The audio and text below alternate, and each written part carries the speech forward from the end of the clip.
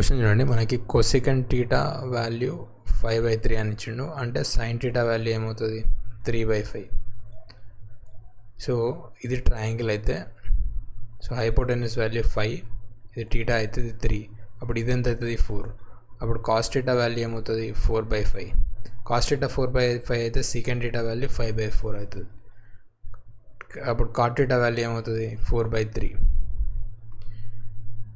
So ఇప్పుడు secant square theta -1 అంటే tan square theta.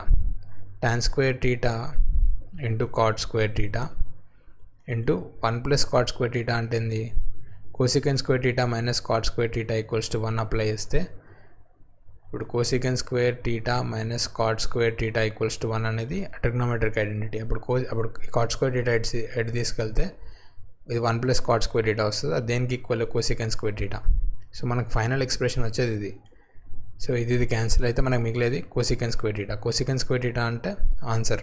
So cosecant theta ఇచ్చిండు, ఇవన్నీ క్యాలిక్యులేట్ చేయాల్సిన అవసరం లేదు. So just cosecant square theta అనేది ఆన్సర్, అంటే 25/9.